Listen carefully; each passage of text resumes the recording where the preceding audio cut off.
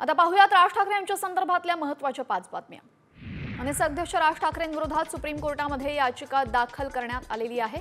मनसेची मान्यता रद्द करून राज ठाकरेंवर कारवाई करण्याची मागणी या याचिकेतून करण्यात आलेली आहे। भडकाऊ भाषणांमुळे हिंदी भाषिकांवर हल्ले होत असल्याचा आरोप याचिकेतून करण्यात आला असून उत्तर भारतीय विकास सेनेकडून याचिका दाखल करण्यात आली आहे। मुंबईमध्ये पुन्हा एकदा मराठी विरुद्ध परप्रांतीय असा संघर्ष उफाळून येण्याची शक्यता आहे। निवडणूक आयोगाने मनसेची मान्यता रद्द करावी आणि यासाठी उत्तर भारतीय विकास सेना प्रमुख सुनील शुक्ला यांनी सुप्रीम कोर्टामध्ये याचिका दाखल केलेली आहे। उत्तर भारतीय विकास सेनेच्या या भूमिकेनंतर मनसैनिक भडकलेत।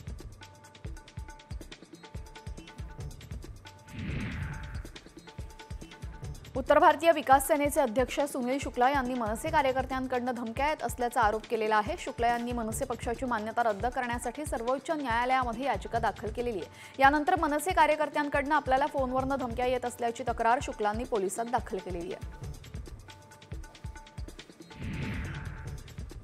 राज ठाकरेंमुळे मुंबई बदनाम होत असल्याची टीका केंद्रीय राज्यमंत्री रामदास आठवले यांनी केलेली आहे। मराठी संदर्भात राज ठाकरेंच्या भूमिकेशी सहमत नाही असंही त्यांनी म्हटलंय।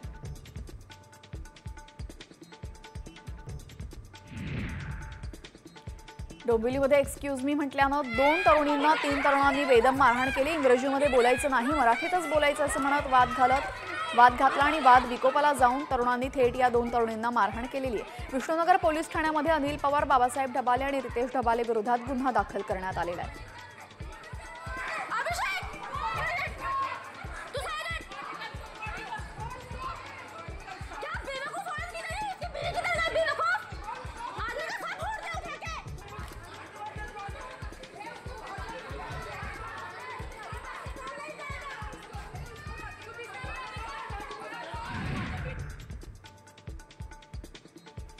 लवकरच सुरू होणाऱ्या मेट्रोतील 3 मार्गिकेच्या स्थानकावर लावण्यात आलेल्या इंग्रजी पाट्यांवरून आता वाद होण्याची शक्यता आहे। मनसेने या इंग्रजी पाट्यांवर आक्षेप घेतला असून लवकरच पाट्या बदला अन्यथा मनसे स्टाईलने आंदोलन करण्याचा इशारा कार्यकर्त्यांनी दिलेला आहे।